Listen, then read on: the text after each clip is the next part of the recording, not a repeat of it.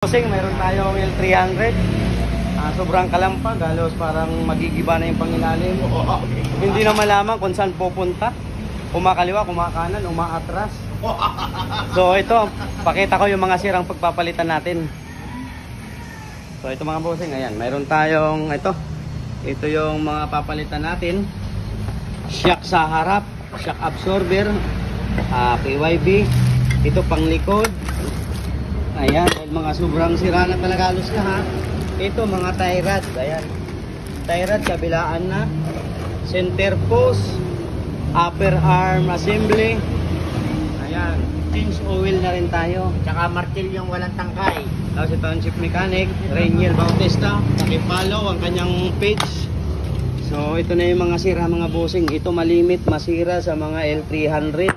Itong center post, belt crank, tie rod, center link.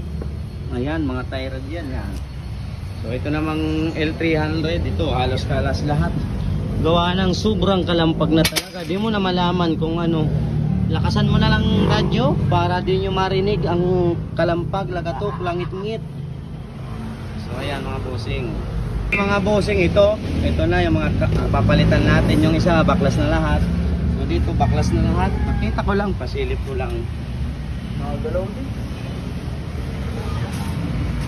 So dito mga bossing, ayan no, kalas na lahat. Mamaya papakita ko yung pag nakakabit na. Fast forward tayo. Tulog na tayo. Sabay ganun eh. Video. Mga bossing, pakita ko sa inyo yung mga pinagpalitan natin lahat. Ayan. Yan yung mga pangilalim. So pakita ko rin sa inyo yung mga nakabit na natin ito. Ito mga bago na yan. Ito siguradong wala na tayo maririnig na ingay. Halos pinalitan na natin lahat. Pero yung iba hindi naman. Okay pa yung iba kaya hindi na natin pinalitan. Yan. May kausap ka naman. So ayan o.